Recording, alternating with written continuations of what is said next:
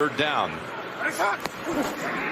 Been a great third down defense the last 2 weeks. The Steelers, and they've got an interception and a run back all the way home. It's Spillane with the touchdown on the pick six.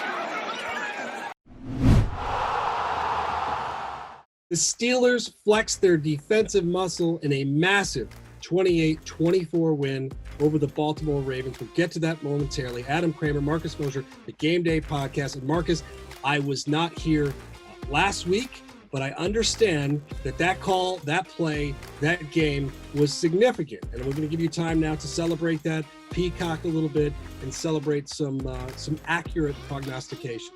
Yeah, it was nice to get that big win early on Sunday afternoon. Listen, one of my favorite bets of the week was picking the Steelers to win by 1 to 6 points. I mean, we know how these Steeler games go against the Ravens. They're always close. They always come down to the last possession, and there was just too much value on the Pittsburgh side of things. As we know from this season, home field advantage really doesn't matter that much anymore. So just take the team that you think is better and is going to win. I trusted Pittsburgh's offense a little bit more than I trusted Lamar Jackson and the Ravens. It was close. I can't lie. I was sweating it out, but nice to come away with that win. Yeah, they made Lamar look like broken Lamar. Like the guy that the scouts thought Lamar would be was kind of that guy in that game. Couple of turnovers, just not less than 50% pass. I mean, it was just not him, but a good win for you. So yes, let's do the introductions. I am Adam Kramer. That is Marcus Mosher. You can follow us on Twitter.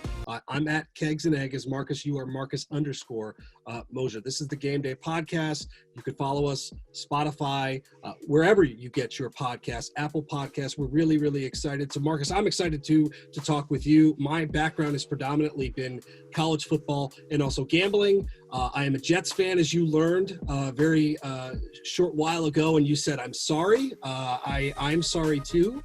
But I'm looking forward to doing this with you and doing picks, talking trends, and everything else. And I guess let's get going here.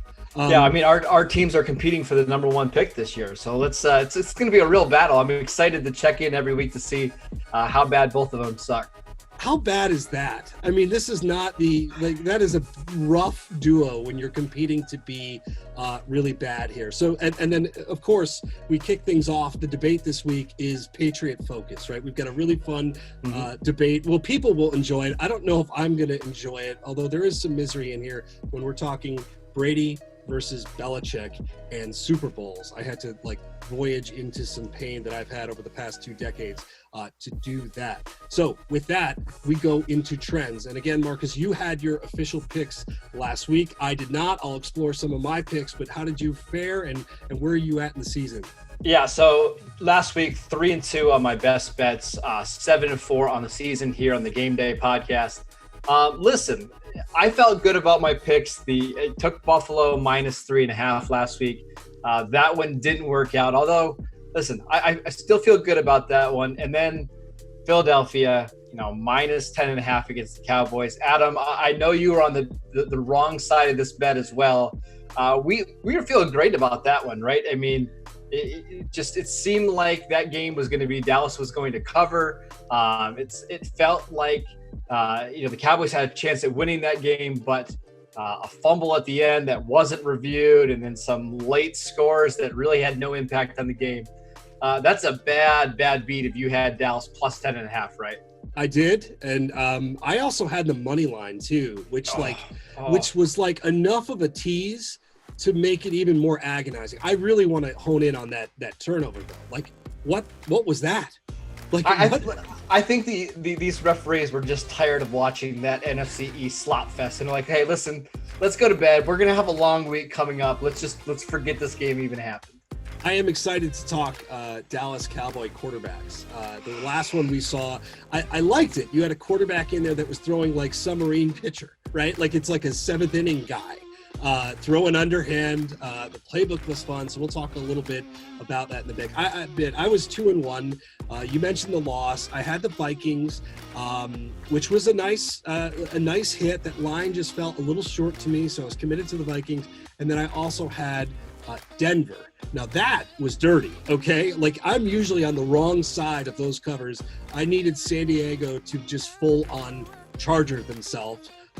Excited to talk a little bit, by the way, about the rookie quarterbacks here momentarily. But that was a gift from the gambling gods. I don't know if you had any other ones this week, but yeah, I'll mention one really quickly. I had Chicago plus 5.5 against New Orleans. That was just another line that just seemed wrong. Chicago's pretty good at home. They've had success against this New Orleans team. They actually had a chance to win that game in overtime. They got a stop on the first drive of the game, or first drive of overtime against Drew Brees. They had a chance to win. Ultimately didn't happen. They still covered that 5.5 point spread. So the Bears are a team that, I've made a little bit of money on this season, but I'm not sure how much longer that's going to last. It seems like it's getting really close to falling apart there in Chicago with Nick Foles. So I could tell you, the vibe here is not great, right? The Matt Nagy vibe, I'm in Chicago, is not great. Foles, it looks like it's like painful when he throws footballs. Like it just doesn't. None of that seems to be meshing. It's kind of wild. And looking back, doing some research for the Brady Belichick discussion, I think back to that Tampa game, right? That just feels like it was years ago. I know the discussion in Chicago this week was, do they win that game if Mitch Trubisky plays? And honestly, the answer might be yes, because Foles just couldn't do anything with his legs and anything outside the pocket. And I think the one thing that Mitch Trubisky does well is he can extend plays. He can pick up first downs with his legs. That's what Chicago needed. And I think, Adam, we're getting really close to the Bears going back to Mitch Trubisky. If I set the over-under on 1.5 weeks until Trubisky's back, what would you say? Well, I would say under, because I think you have to. I think he gives you a much better he's such a better athlete. This is not working. I think the stubbornness of them, and whether that's GM, coach, they've made these like very meaningful decisions, right, to go from one to the other. And it's like larger than life here when they went away from Mitch, right? Like that was the end. I'm kind of with you. I think it's time. And this is sort of like fire every bullet in the gun, throw the gun at a time for the Bears, right? And sadly, Mitch, at every time, of course, maybe they're tired of hearing like the Patrick Mahomes stuff. That's the other regurgitated national take in here. Like every time he exists, it's like, hey, we know that time? We know. Yeah, so I'm kind of with you there. I guess just tying a bow on last week too. What stood out? It's kind of a weird week. So if you had like a takeaway, whether it was gambling or not, what was the thing you learned last weekend? Yeah, I'm still going to ride with these veteran quarterbacks. It seems like these guys like Russell Wilson, Ben Roethlisberger, Tom Brady, they can cover up so many flaws in your teams. And when you're betting against them, it's really frustrating. I had in some places, I had San Francisco, and you get into that game and it's like, holy crap, I'm betting against Russell Wilson. And right away, within the first 10 minutes of a bet how it's going to go a lot of times. And I'm sticking with these veteran quarterbacks. I'm sticking with the Drew Breeses on the money lines. Again, last week, New Orleans didn't cover, but they won. So going forward, I'm writing out the 8-9 quarterbacks I trust. I'm crossing off the 2, 3, 4 defenses that I don't trust, and I'm just going to ride those picks the rest of the way. So it's kind of funny. This is a perfect counter to that. I talked about this. I'm doing, kind of the weekly staple of stock up, stock down. The game day. One of the things I did the stock up was the rookie quarterbacks. Now, the number of guys that I can select from is obviously far less. And you're right. It's like the whole Phillip Rivers thing. There's this agonizing familiarity of what you're up against in most days. But man, Burrow looks really, really good for Cincinnati. He has looked good. That connection with T. Higgins is going to be a doozy, man, for probably the next 10 years. I think Herbert, I talked about the Chargers charging themselves, but like that guy is legit. That guy at Oregon was, I didn't think we'd ever see this version, because he's been this story of kind of untapped potential, because he's 6'5", he's 230 pounds, he runs well. He's had a couple of throws this year that are like pretty insane. Like not just NFL throws, but like 60 yards over the shoulder, holy cow throws. And then even seeing Tua on the field, like they didn't ask him to do much, obviously. They're going to ask him to do more. He threw a touchdown, less than 100 yards passing. But these guys, that's my origins. That's where I come from in college. And seeing these guys, 1, 6, and 7 picks, that's pretty cool. And I think it's super, super encouraging. They're going to have moments where they don't look the part, but I think all three of those guys, certainly Burrow and Herbert, who look like stars, man, man. There's a lot to be excited about. Yeah, I think especially with Burrow, if you're betting against him, it's incredibly frustrating because like in that game, you would think Tennessee going against a young Cincinnati team that literally didn't have a single starting offensive lineman from week 1 on the roster. They picked up guys earlier that week and put him in the lineup. You would think Burrow would just get destroyed in that game. And he did. He got hit a bunch, but he made enough big plays to win that one where listen, Adam, I'm so looking forward to betting on Joe Burrow over the next decade. I think it's going to be so much fun. He's one of these quarterbacks, I think, every single week he's going to be on the Red Zone channel in the last 2 or 3 minutes. They're going to be shooting over to Cincinnati, showing him driving the ball down 4 points with 2 minutes left in the game. I'm really excited, and I agree. I think these young quarterbacks are fantastic, and they're great for our sport. We'll hit on that here shortly when we look at kind of Rookie of the Year odds, because these guys can be featured prominently. We talk a little bit about trends, and actually I want to lean into something that I was looking forward to talking about with you, but straight up home team 60, 58, and 1. Not a real change from the previous week of 53, 51, and 1. Against the spread, home teams 55, 64, and 0. Slight gain from last week, 47, 58, and 0. Over-unders. Over is 62, 55. I love betting overs. Up from the last week, 53 and 50. So this is fascinating, and I'm trying to conceptualize what home field advantage means like in a COVID year. It's probably not something we're going to have to worry about, hopefully, ever again, but who knows? So to you, and you alluded to it already, how do you evaluate this stuff in terms of trying to identify it, point value and everything for those home teams? So traditionally, home teams get 3, sometimes even 3.5 points against the spread, depending on the team and depending on the home field advantage. Anymore, I'm just going to treat these games like there's no additional points given, right? Maybe 1. So if you're seeing a home team get 2 or 3 extra points in this game, just consider taking the away team. I just don't think home field advantage matters that much anymore. Even teams that are like used to playing in the bad weather, like Cleveland last week, you would think the Cleveland Browns would be used to playing in bad weather and rain and wind, but they go in that game and they get dominated by a dome team in the Las Vegas Raiders. So I'm not worrying about weather too much. I do want to mention, Adam, though, I think now that we're getting into November, December games are coming up, the over has been a very popular bet as of late, and you see why with it hitting 62 out of 50, or 62 and 55 over.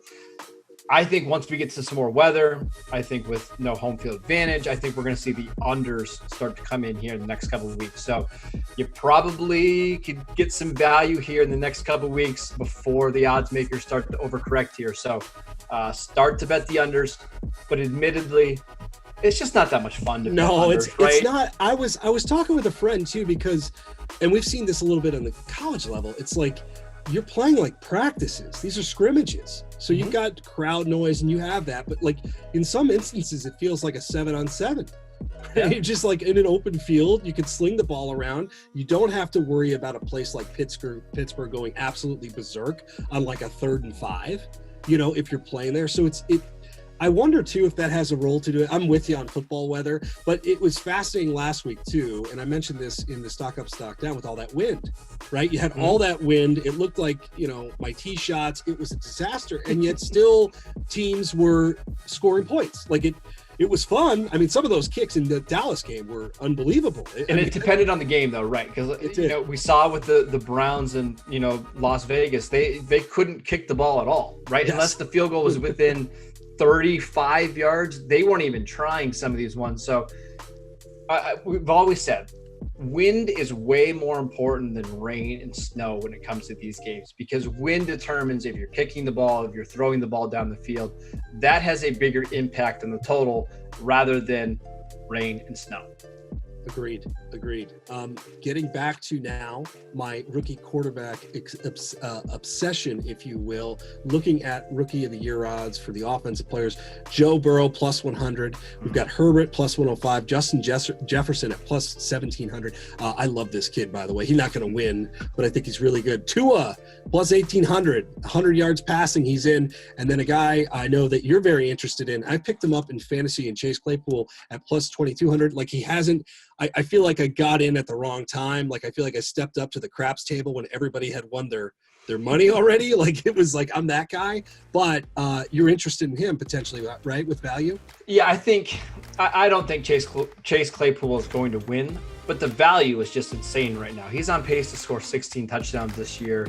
He's on a Steelers team that I think is going to get to 14 wins at minimum. I think there's also an outside chance they get to 15-1, 16-0. So if you have a guy that's scoring double-digit touchdowns on the best team in the NFL, I think at 20, 22-1, that's just too good a value to pass up. But I did have a question for you, Adam. Yeah. Tua is a ways away, right? He hasn't started until last week. What does he need to do to become a legit option here? Does he need to lead Miami to the playoffs? Does he need to, go on like a 6 or 7 game win streak? Because he's just not going to have the passing totals that Burrow and Herbert are going to have. What does he need to do to close the gap here? I think you hit it, and it's interesting because I have some Coach of the Year thoughts too that we'll get to in a second. The difference when you look at this list is that they're a fun team that plays a lot of really bad teams coming up, like a lot of bad teams that they can win games. I still don't. I think the numbers, like, and the other thing, Herbert, like, the shine is there, right? Like, Tua missed out on like half a season through no fault of his own, and Herbert is like, all of a sudden these two guys, and Burrow as well, is thrown for 300 yards like 5 times already. Like, to me, that gap is too significant. You create a couple of moments, but if you score 3 touchdowns against the Jets, is that going to do it for you? It's probably not. He almost would have to win the division, right? To even get in the conversation. And he could potentially do that. I still think that the gap and the late start is probably too much, depending on how those guys play. But to me, I think the problem he has is, like, Herbert's going to throw interceptions. Burrow's, these guys got to stay healthy, especially Burrow with an offensive line. Like, that's probably the biggest concern. But I think that the gap in stats is probably too wide. But he does have a team that has been, like, historically bad, can at least turn them around. I will say, and this is a perfect segue, Coach of the Year updated odds too, because I want to get into this. We have Tomlin at plus 250. You have Brian Flores at plus 500. Andy Reid plus 900. Kingsbury at plus 900, which is just hilarious as a college guy to even see that, right? It just makes me laugh. Couldn't even get Texas Tech to be all that relevant in the Big 12. But hey. I mean, had Patrick Mahomes and couldn't do anything, but whatever, I digress. And then Mike Vrabel, I know, has been discussed here frequently at plus 1,600. Let me just say, man, you talk about the Tua difference. I think Flores, like, looking up and down that schedule, you've got the Jets, you've got the Bengals, you've got Denver, you've got, like, outside the Chiefs, you've got a ton of winnable games. You look like you have a really good defense. That was the one that stands out to me. How about you?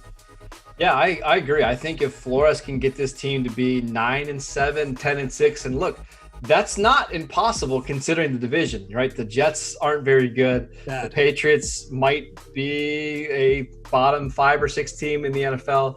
I think that's possible. And when you consider where they were at the beginning of the 2019 season, right? We were legit having conversations about, would Alabama beat this Miami Dolphins team at this time last year, right? You remember those conversations? I do. I despise them, but I kind of enjoy them at the same time. Right. But yes.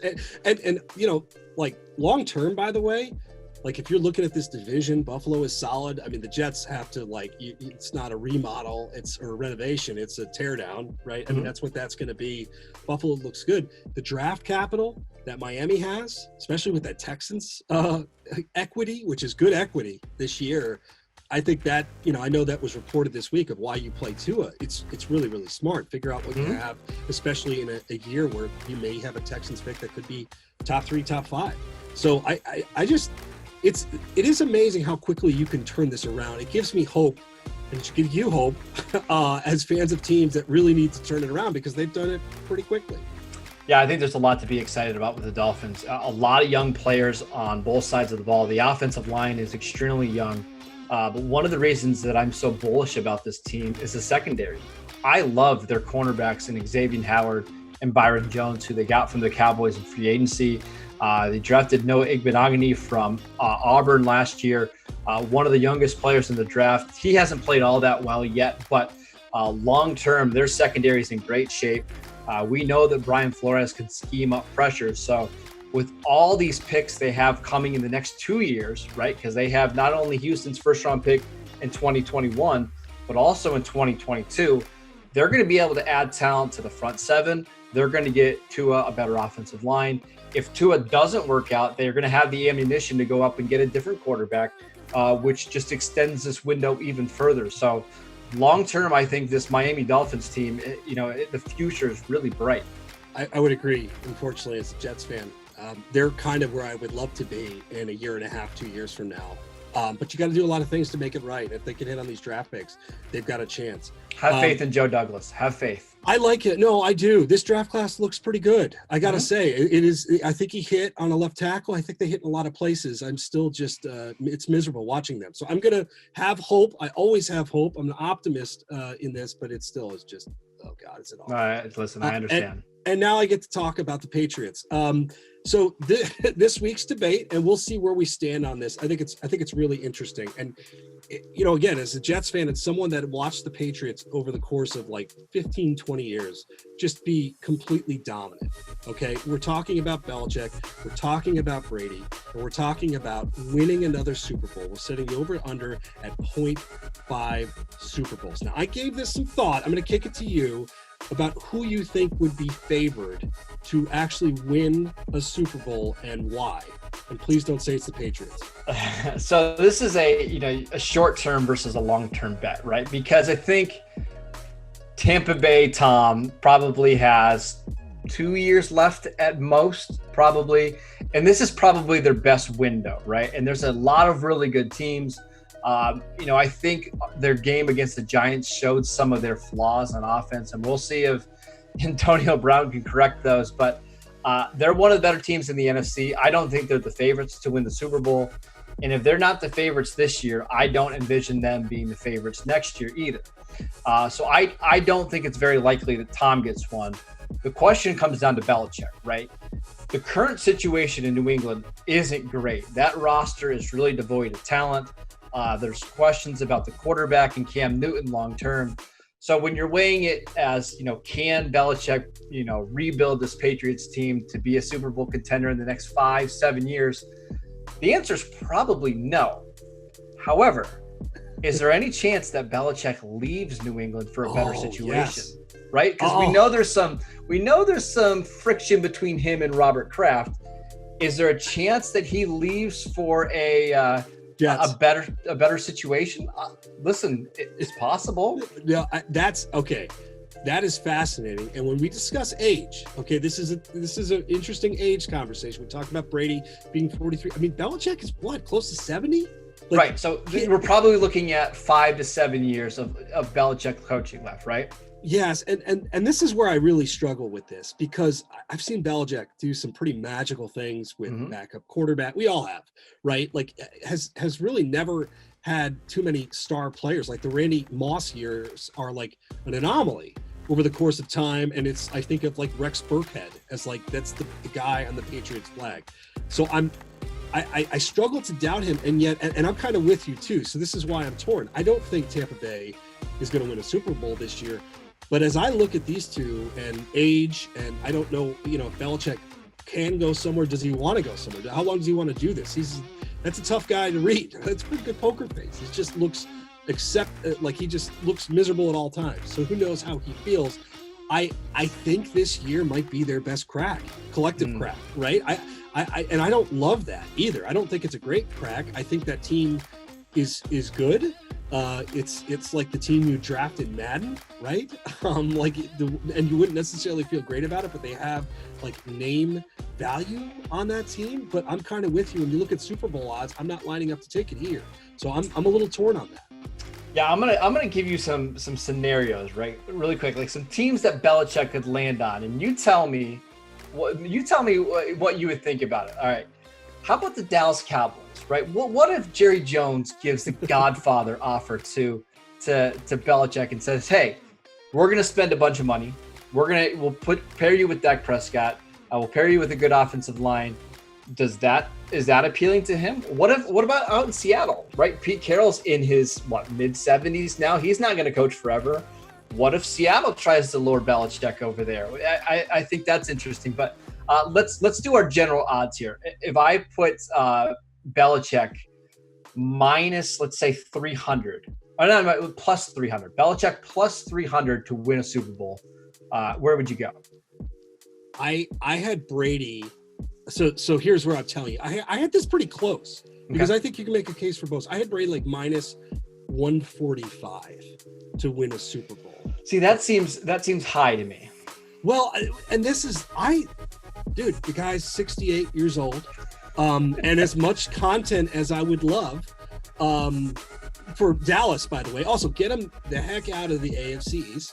Thank you for those two teams. And the content in Seattle would be great. You talk about an odd personality shift of Pete Carroll, like shirtless in the locker room, standing on lockers, to this grumpy old man. And I mean that in a good way. He's tortured me. I guess I don't think it's great for either of them. I think Brady's got like 2 years maybe to do it, and I think Belichick's about done. So, yeah, I'd probably have more confidence, and yet not a ton of confidence in this year being the year. Yeah, I also think, I mean, what's the odds that Belichick retires early? Is there any chance that we see him only a year or two more and then he's done and he goes off to his boat somewhere in the Northeast? Or is he going to be one of these guys that sticks around? And maybe he's not even a head coach. Maybe he just takes a defensive coordinator job. Maybe he goes into a front office role, right? We've seen other guys do that before, go from, the sidelines to the front office. I don't think that's impossible either. I just think there's way more paths for Belichick to potentially winning a Super Bowl rather than Brady, right? I agree. Well, that's a good point, because physically, he could still coach on the sideline. We've seen he's not going to run into father time, although God knows what sort of genetic stuff that Brady's going to be doing this till he's 60. I say that. I've said it probably for 10 years, and he looks like he's Benjamin Buttoning on the football field and aging backwards. He said he wants to play to 50, right? That's been the talk for a while, that he wants to get to 50. And listen, if he plays as well as he has this year, why not? There's no one in the NFC though. That's the other thing. I could, while I'm with you and I'm not overjoyed to bet them to win the Super Bowl, I can't say there's anyone out in that conference that's head and shoulders oh yeah, I would, right. You know what I mean? Especially this year. So right. If Tampa Bay gets to the playoffs, and we're assuming they will, they're not going to go into any game feeling like, you know what, this is just too much for us. It's not a Kansas City Chiefs situation, right? If they go play Seattle in Seattle, I don't think Tom Brady and those guys are going to be afraid. I really don't. No, it's a good year for it. It really is a good year for it. We're not playing the Bears, the kryptonite, I guess, of this team for whatever reason. You don't have that knocking. So I think it's going to have to happen soon. I think this is their best year. This is your best year. This is my best year to look not stupid in this debate, is them doing it. And by the way, that would still be painful as a Jets fan for me to be right here. It comes at a cost of Brady. I will say this, and it's a perfect segue to kind of getting into our picks. When we saw Brady open up the year against the BUCS, I thought that was the end, right? He looked slow. His timing looked off. It didn't look great. And he's looked pretty good. Now it helps, right, to have the wide receivers you have, and he hasn't even had Chris Godwin much of the year. I know this because it's been a bitter fantasy moment, but he looks the part, man. He looks like a different quarterback than we saw a year ago. Yeah, absolutely. And I think as the season goes along, we're going to be paying attention to his arm strength, right? Because this is what's happened over the last couple of years. When we get to December and January, he just doesn't have the same zip on his passes. But the quarterback that he's playing this week has had the same exact problems in Drew Brees. So I'm going to be monitoring both these guys closely as we get into December and January, what their arms look like, because they can drop off at any moment. All right, so let's go into it. Let's go into picks. So buys this week: Cincinnati, no Joe Burrow for me. Cleveland, hopefully our Nick Chubb, against fantasy-wise, comes back the following week. Plus, I love watching that guy run. The Rams and the Philadelphia Eagles. Thank goodness we don't have to watch Carson Wentz anymore. Thank goodness. Or Jared Goff. I'm good with that too. Yeah, I mean, Wentz is on that Nerf vortex, just heaving that thing as far as he can, and people catching it 5. I mean, we need a break from that. So absolutely, we dive in. We were going to do San Francisco versus Green Bay to start, full disclosure. We nixed that because of COVID things, and it's actually the COVID stuff is not intriguing, although it adds certainly an element of will this happen. But the game itself is kind of wild with all the injuries. So we'll tackle that later on, and instead start with a game that we talked about: BUCS Saints. BUCS a 5.5-point favorite. They are home. Over under 51.5. Which way you leaning? On my initial reaction, it feels like it's a little bit too many points for Tampa Bay, right? I think these are two very similar teams. We just got done talking about how home field advantage doesn't matter too much. But the stat that I keep coming back to is New Orleans over the last 6 games has failed to cover the spread 5 times. This defense just isn't as good as what it was last year. I mean, last year they had a top 10 defensive points per game.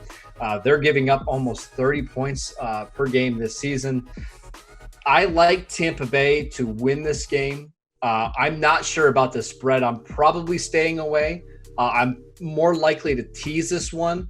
But again, I like Tampa Bay to win, probably staying away from the spread.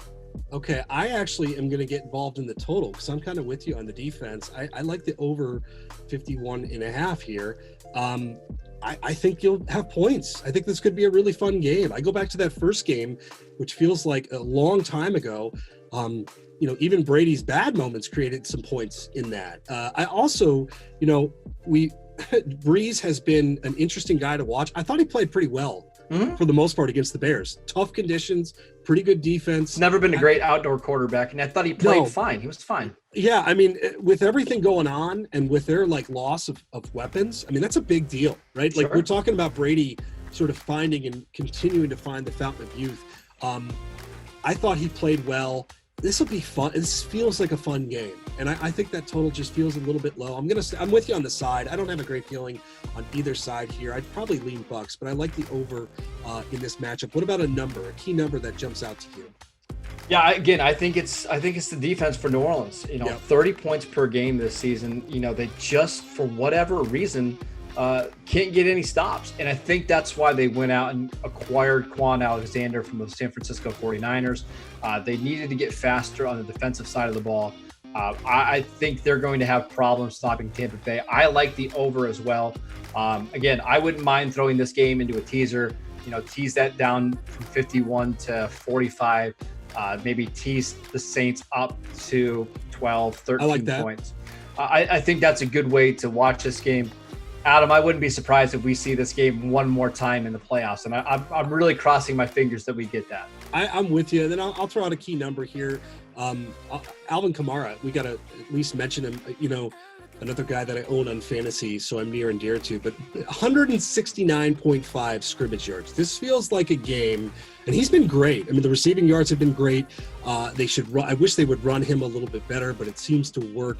I think he could go wild in this game. I think he could run around, and I think, quite frankly, if the Saints are going to be close here, given the issues that they've had with their weapons, whether it's health, whether it's just did not plays for just a weird year. I think Kamara is a guy to watch. He has been a guy to watch. He hasn't found the end zone a ton, but I think the yardage will be there. And I just enjoy watching that guy play football. And I'm reminded that, Butch Jones really didn't use him at Tennessee. It continuously just blows my mind. Jalen Hurd, though. They found ways to get Jalen Hurd the football, so don't worry.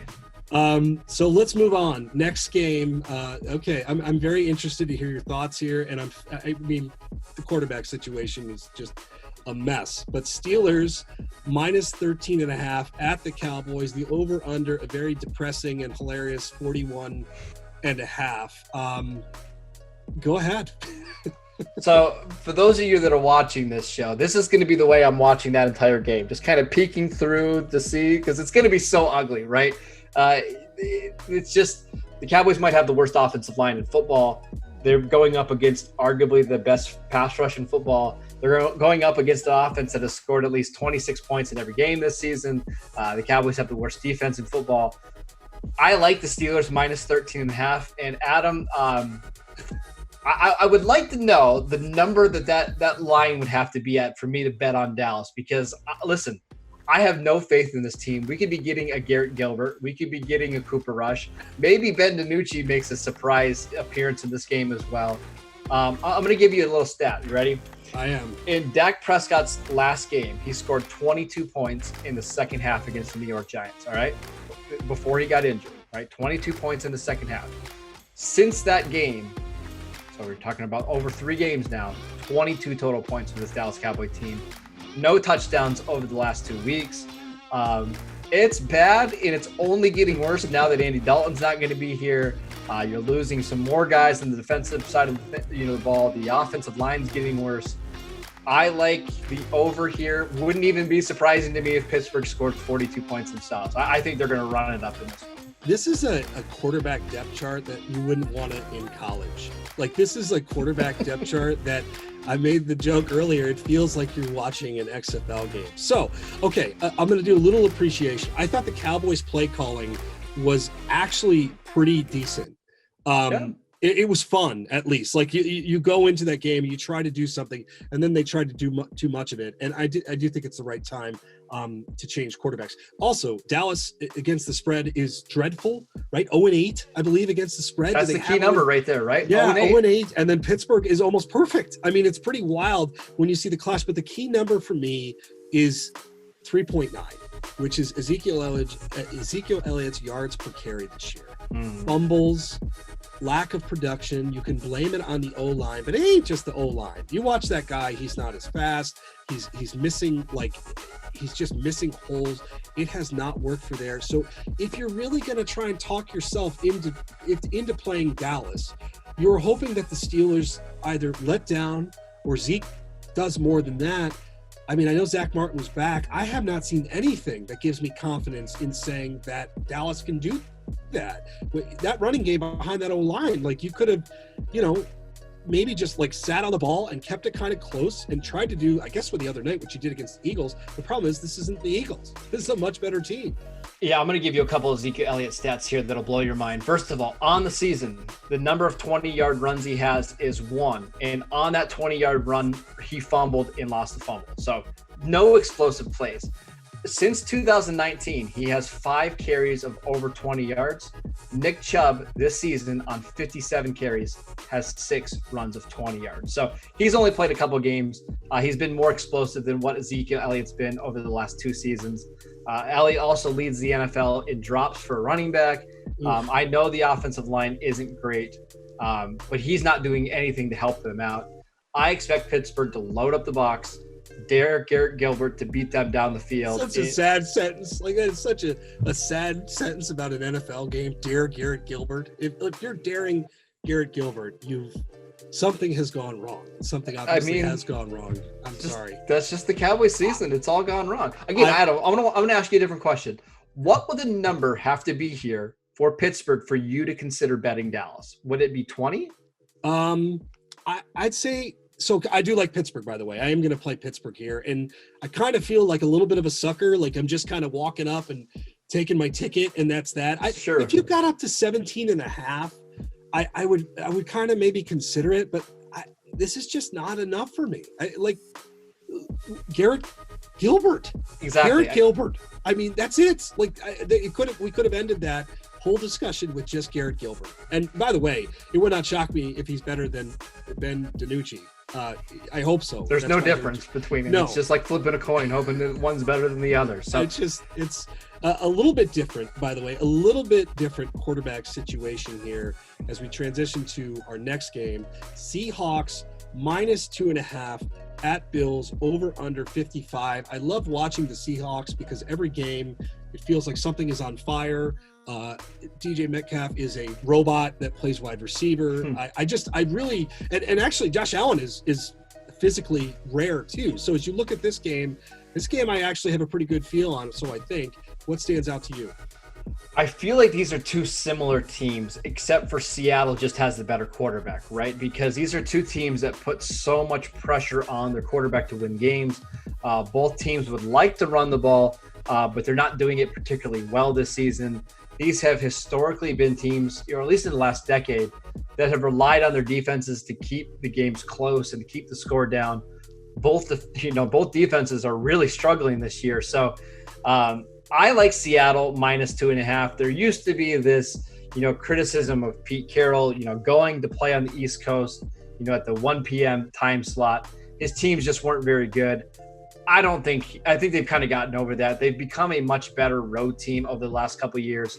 10-3 in their last 13 games away from home.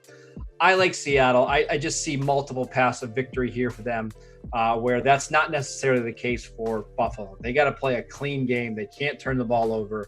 I like Seattle to win. That over-under feels a bit high for me at 55. Agreed. I probably like the under, but it's close. But I like Seattle minus 2.5. All right, so the number, I'm going to give a number first, and it's going to go against everything I do on this game. But the key number to me, 16.75 points. That's what the Bills have averaged the last month of games. The offense has kind of been stagnant. Josh Allen has returned to being at least mortal. And yet I like the Bills here. So here's a couple of things. This line kind of stinks. Okay. It kind of stinks. The Bills have been, they've been fine. Like they're holding serve. They're a good team. I worry a bit, and I'd love to get your thoughts. Like, Seattle, the running back situation, this is the kind of game that concerns me. And they may get Carson. You've had Hyde down. They've done really well considering what that position has been. I worry about that in a game like this when you're down a couple, potentially, we don't know, a couple of really good players. And I'm wondering how that would or wouldn't factor into your decision. For the most part, odds makers don't care about running backs, right? They don't change lines unless you have a super elite guy. And even then, a point at the very most. So I don't think that's going to change anything too much here. I thought DJ Dallas last week for Seattle was fine. We'll see about Chris Carson. Again, they'll figure it out because they got Russell Wilson under center. If they have to throw the ball more, they certainly have the horses to do that. I'm not picking this game based off the running backs at all. I really don't care who's out there. They're going to be able to run fine considering the offense that they're playing in for the Seahawks. The other thing I'm interested to see is we saw it against Arizona. If you've got a really good corner to match up on Metcalf, which is rare, right? A Peterson who can just kind of follow him around, and what you can do to the offense. Because it blows my mind, by the way, with Metcalf. We said he was not agile enough to be this player in the NFL. What a stupid decision, man. That guy is a monster. I really do think, Russell's going to do his thing. And by the way, pick your poison with the Seattle weapons that you have to cover. But it does feel like as that offense goes now, it's getting him the ball, and I would never want to cover him in a football game, ever. Absolutely not. Seattle has a really good cornerback in Tre'Davious White, and maybe he'll take out Tyler Lockett. If he can do that, that would be a huge win. The problem is when you have that monster on the other side of the field that you can just funnel 10, 12, 15 targets if needed. They're awfully hard to stop on offense. I just think Seattle, they're too good at the end of games. They're too good at quarterback. I think Buffalo will make one or two too many mistakes in this one. Okay. All right. So we're going our separate ways there. We've been kind of in alignment up to that. So it's good. We got to add a little spice into this. This is another line, by the way, that just kind of stinks. And maybe not. As I'm diving in here, Ravens minus 2.5, 46.5 at the Colts. We talked about Lamar looking mortal. I don't know if the Colts can make him look mortal, although the point spread is interesting. What jumps out to you here? I'll be honest, Adam. Last week spooked me a little bit with Lamar Jackson, right? Before that Steeler game, was playing pretty well. They're maybe not as good as what we saw last year, but the defense was playing really well. But I do have questions about Lamar going up against really good teams. We've seen him now get killed by Kansas City. We've seen Tennessee make him look really bad. He has 13 career turnovers in the NFL. 7 of them have now come in 2 games against Pittsburgh. So whenever he goes up against a good team or a top-ranked defense, it does get a little dicey. And now when you consider no Ronnie Stanley at left tackle, Tyree Phillips is out, Marlon Humphrey, their cornerback, their all-pro corner, is on the COVID list. They've got a bunch of other guys that are questionable to play in this game. It does have me worried. However, this is a great coaching staff, right? Harbaugh is one of the best in the league. They're 9-0 in their last 9 road games. They're 17-3 in their last 20 games overall. They find ways to win. And frankly, I'm never, ever betting on Phillip Rivers again. It's just a rule that I'm making. I don't care. I don't care what the spread is. I do not trust Phillip Rivers, and I'm never putting money on him again. Appreciate it, by the way. Understandable, man. Those last minute, you could put a pretty elaborate montage together of those just painful interceptions. Okay, so I'm again torn on this. I think if you ask the average NFL fan, like, did you know the Colts were had 5 wins already? What? Right? Like, they had that horrible loss to start the year against the Jags. Now the problem I have, and I like the Colts, by the way. I'm going to play the Colts. I do so. I've got some reluctance in that pick, and yet I feel like I feel confident enough to make it. But the only concern I have with the Colts, you mentioned that Lamar struggling against good teams. Like, they beat, the Lions, the Bengals, the Jets. Mm-hmm. Like, how real is it? This is a pretty interesting game to validate. The key number I have is 65. Is can Lamar Jackson complete 65% of his passes? Because when he does that, then the threat of running is there. The thing that was really concerning last week, beyond the turnovers and the 50% completion percentage, is he's under 5 yards per carry. Mm-hmm. He carried it more than a dozen times and was relatively held in check. And then the other thing you hit on, you're not just down guys, you're down 2 hugely important guys. You've got your quarterback who can make things happen, but you're down 2 of probably the most significant positions in terms of weight, other than a pass rusher, that you could possibly lose. So this is a really fun, unique matchup. Watch, I say Colts, and I do the Phillip Rivers things, 3 interceptions. Lamar's going to go nuts. I've seen this movie, right? This is how it's going to unfold. I'm setting a reminder on my phone right now to text you at about 3:30 p.m. Eastern time to see, how you're feeling about Phillip Rivers. I know. I know better, but I can't help myself. It's like the line is just too juicy, right? You're taking a good defense at home. I get it. It's a bold pick. Well, you'll learn this about me too as we do this. I am a contrarian player. I like these kind of oddball lines, and this one kind of jumped out to me as well. But please text me, torture me. I deserve it. There's a very good chance it comes through. And then, okay, our replacement game. San Francisco is out. The Dolphins at Cardinals is in, which is frankly probably a more interesting game. Anyways, Cardinals -5, over under 48. Marks, I don't, Cliff Kingsbury being 9-1 to win Coach of the Year is kind of fun. I just still don't know what to make of the Cardinals. I kind of think I have an idea what the Dolphins are. But I still am just kind of up and down on the Cardinals and what this team is. Yeah, I don't really know what to think about this Cardinals team either. You look at their schedule this year, and they beat Seattle on Sunday Night Football, but that was a game where they were down by 10 points with 3 minutes left, and it took some cheap penalties by Seattle to get back in that game. Now listen, they destroyed the Cowboys without Dak Prescott. They beat the Jets. They lost to Teddy Bridgewater and the Panthers. They lost to Matt Stafford, and then they beat the Washington football team. So, yeah, they had a good win recently against Seattle, and I think that's what's improving this line a little bit. I just don't trust them at all. And in fact, I like Miami not only to cover in this one, I like them to win. Ooh. This is one of my big upsets of the week. Ooh. I just think this is a team that is really well coached in the Miami Dolphins with Brian Flores. They've got the corners to match up with this Cardinals team. I expect them to put Byron Jones on DeAndre Hopkins. I expect their defensive line to have success against Arizona. I don't think the Cardinals defense is all that good either, and I think they can maybe run the ball. I think they can make enough plays, on the outside with the receivers. Considering the value, I like Miami quite a bit to win this game. I like the over to hit as well.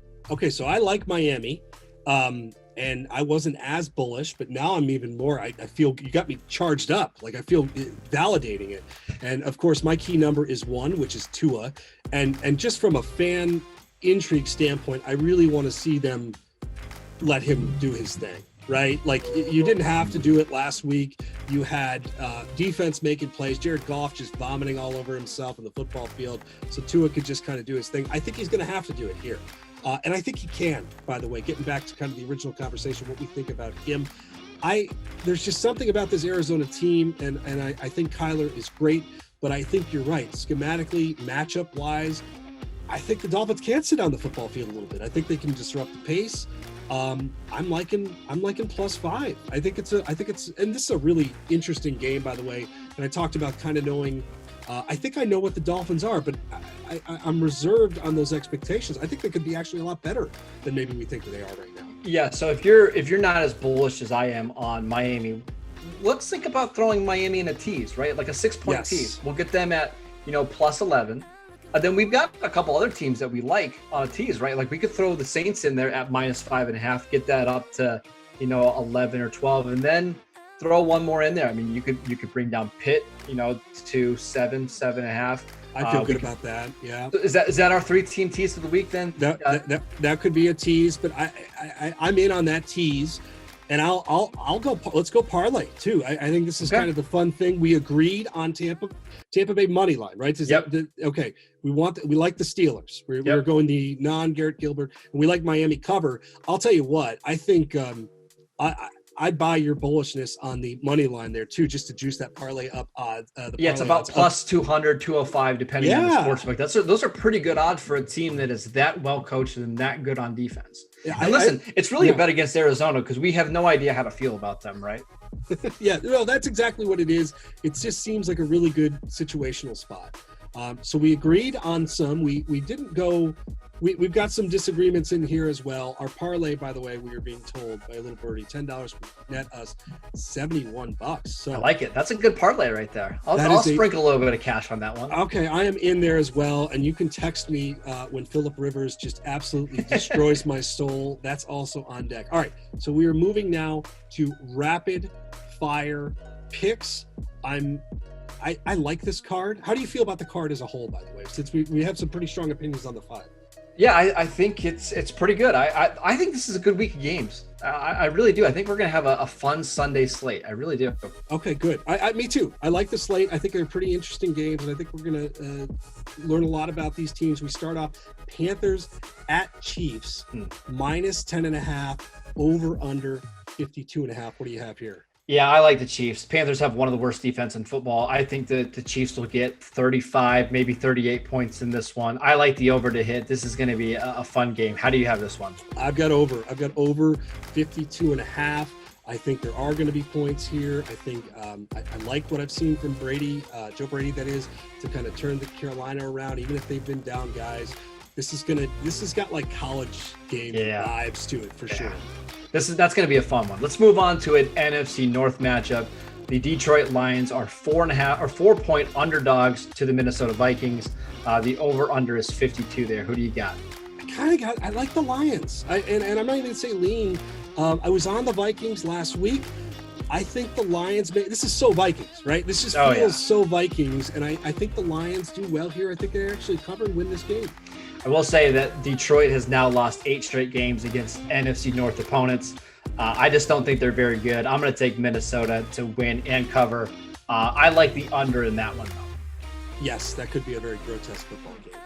Next game, speaking of grotesque, here's the Bears. Bears at Titans. Titans -5.5, over under 46.5. What do you have? I like the Bears to cover. I also like the Bears to win outright. I think the money line is a good bet there. I think that's going to be a really low-scoring game. Both teams want to establish the run. I like the under 46.5. What do you have there? I don't know if I'm going to play it. I wrote Bears lean, but it's just hard to watch them and feel great about it. So I need to have some internal conversations of if I'm going to go with the Bears play or not. But it's probably a no play for me. All right, let's move on to another one. How about Broncos at Falcons? The Falcons are 3.5-point favorites. I don't know why the Falcons should ever be favored over anybody, but the over/under there is 50 as well. Okay, I like the Falcons though, but that's yeah, so do I. I watched Denver last week, okay, and that was really, really bad. This is one of my favorite plays on the whole card. I think the Falcons are going to absolutely roll here. Yeah, I like the Falcons too. I don't feel great about it, but I'm taking them. I'm crossing my fingers that Matt Ryan and Julio Jones could figure it out on offense. Yeah, to come to think of it, saying I have great faith in Atlanta is just a terrible decision. All right, this game is fun. More rookie quarterbacks. Texans -7 at the Jaguars. I believe you are playing quarterback for the Jaguars. Congratulations. Yeah, Jake Luton, I think, from Oregon State, who was like the 7th or 8th best quarterback in the Pac-12 when he was there. So listen, I'm taking Deshaun Watson. I know Houston is a dumpster fire, but they should be able to cover this 7-point spread. Really big implications for the NFL draft. Both teams are currently picking inside the top 5. Remember, Houston does not have a first-round pick, so that goes to Miami. But one of these teams will fall outside of the top 5. Who do you like in this one? I like the Jets because one of these teams is going to get another win, and that's good for the Jets. I like the under. Does this number feel a little high? I mean, we're talking about a kind of it's going to be an ugly game. I could certainly see like 20-17 or something like that. Jake. I mean, he's what's going to come out and like score 3 touchdowns and just destroy this. I just saw that number and immediately thought, goodness gracious, what do we have here? Moving on, Giants at Washington. Washington -3, over under a very depressing 41.5. An awful football game. What do you have? If you watch any second of this game, you're crazy. This is going to be one of the worst games in the NFL this week. I like Washington -3. I don't know why.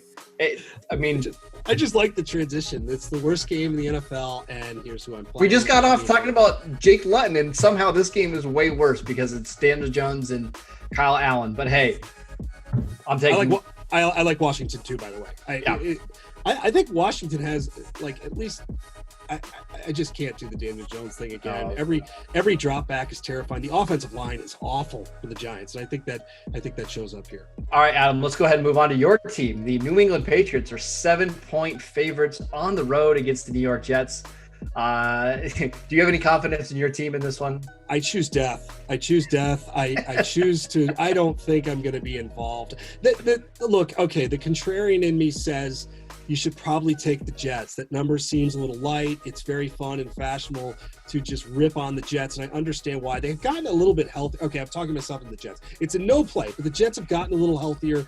I actually could see them covering. I hope they don't win. Bill Belichick loves nothing more than to beat the Jets and beat them badly. Like, he likes to blow them out and make it not competitive at all. I think he's going to get some revenge again this week after a bad game in Week 8. I'm taking the Patriots -7.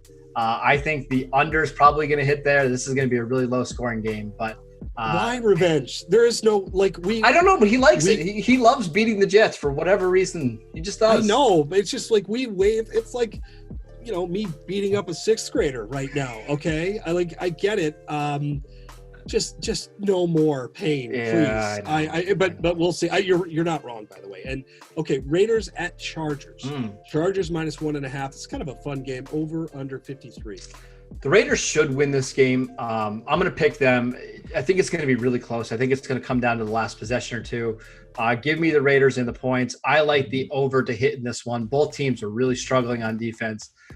Look for a 30-27 type of game in Los Angeles. I'm with you on the over, but I'm going to go Chargers. Now, the Chargers just Chargers themselves. I still think that team is really explosive. A lot of offensive pieces. I'm riding the Herbert train. The whole problem, though, gets back to just the Chargers not doing what they do. So I'm with you on the over, though. I think that could be I think that game could go way over potentially. And our last pick, the Green Bay Packers on Thursday Night Football, 5.5-point favorites against the second string San Francisco 49ers. Total in that game is 50. Who do you like in that one? If the game is played, this feels like the ultimate. You're betting on Shanahan, right? Like, what are you like? That's it. And actually, I think that's a worthwhile play when you talk about Nick Mullins, but you're down Deebo Samuel, you're down the best tight end or one of the best tight ends in football. You're down Garoppolo. I don't know where he sits in the hierarchy here. You may argue that's just an okay thing. I like San Fran as a contrarian. With everything going on, though, I probably got to stay away. Yeah, I'm taking Green Bay. And actually, I feel pretty good about Green Bay winning in this game. So I'm not afraid to throw them in a money line teaser, maybe with Tampa Bay, maybe with Pittsburgh. I know the odds aren't going to be great, but if you're just looking for a win here in Week 9, I like Green Bay to win in for the over to hit over 50. All right. Okay, so some agreements, some disagreements. We've made it through 1 week. Just general thoughts to wrap up the week. I think I'm excited. I think it's a pretty exciting week of football. Yeah, I think we're getting some really good games this week. Again, I think the one I'm going to be looking forward to is that the Tampa Bay New Orleans game. Yep. I think that's a potential, playoff matchup. Wouldn't even be surprised if we see the Ravens and the Colts again in the playoffs. I think the Colts have a chance to win their division. I think the Ravens are probably going to be the 5th seed in the AFC. A lot of really good games, and I think I'm gonna be interested to see how this week plays out. I'm with you too. I'm hoping for a Jets loss. Most importantly, Trevor Lawrence sweepstakes continues, and I'm actually very interested to see what people's thoughts are on this week's debate with Brady versus Belichick. I think Father Time is cruel and undefeated. The question is, who's going to give in first? And that's the fun thing to figure out. So guys, comment, share that thing, tell us why we're wrong or right. We can take it, and we enjoy both. Marcus, I really enjoyed it. Again, we're going to be doing this every week. I've got stock up, stock down, but really doing more of these. The Game Day podcast for you guys out there on Spotify, Apple Podcasts, wherever you get your podcast. Any parting shots from you? Yeah, just make sure you follow my work at the Game Day. I do 5 best betting trends of the week. That comes out early in the week. I do a mailbag. You can always send me your questions on Twitter at Marcus_Mosher. I have my guaranteed to lose teams this week. A little teaser, but I think the Cardinals might be on there this week. And then we have prop bets later in the week, so make sure you guys are tuned into all that. You guys can find me at Kegs and Eggs. It's NFL content, it's college content, it's lawn mowing. It's can be a bit obnoxious, so enter at your own risk. For Marcus, I am Adam. We will talk to you guys soon.